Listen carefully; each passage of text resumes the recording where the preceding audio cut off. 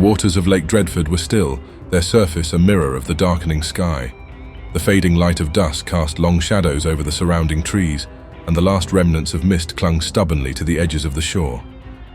A lone fisherman sat at the edge of the old dock, the creak of wood beneath him the only sound in the quiet expanse. His line cut through the glassy surface, casting ripples that seemed to dissolve into the depths. He had been fishing here for years. The lake was old, like everything in Dreadford, a relic of the land before the city had grown into the sprawling, corrupt metropolis it was now. To him, the lake was a sanctuary, a place where he could escape the noise and decay of the world. But the quiet tonight felt different. Something was wrong. He couldn't say why, but an unease settled over him as the last rays of sunlight slipped behind the distant hills. The air seemed heavier, the sky darker than it should have been. The water, usually so calm and welcoming, felt watchful, like it held something deep beneath its surface. Something waiting. His rod jerked.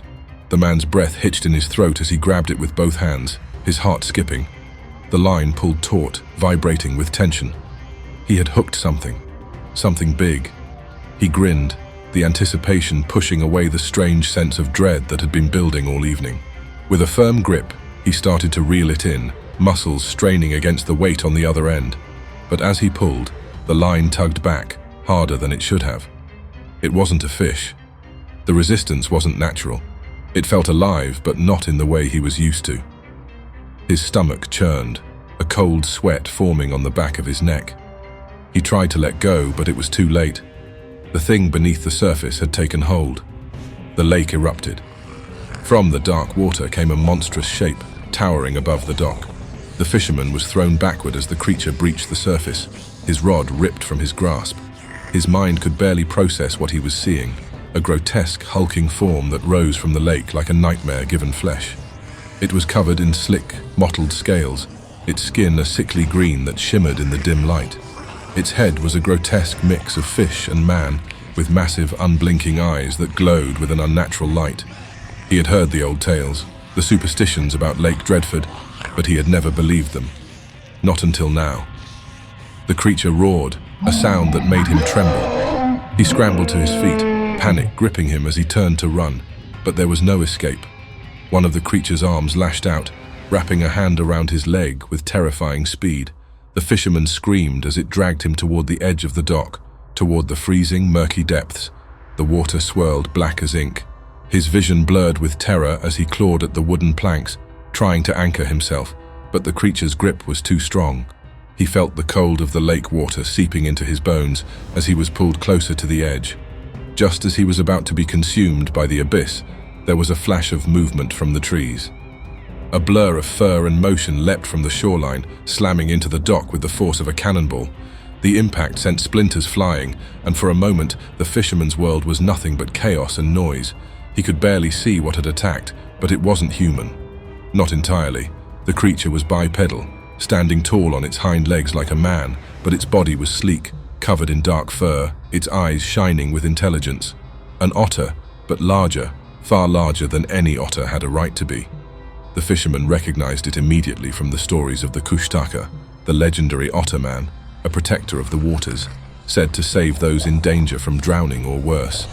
The Kushtaka let out a guttural snarl, its eyes locking onto the monstrous form of the Dagon. With surprising speed and agility, it dove into the fray, its claws slashing through the air. The hand holding the fisherman loosened, the creature's focus shifting to its new opponent.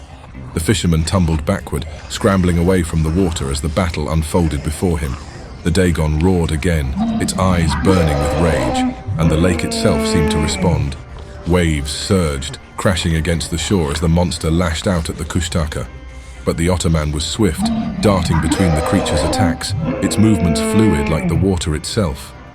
The Kushtaka sank its teeth into one of the Dagon's arms, tearing through the thick, slimy flesh.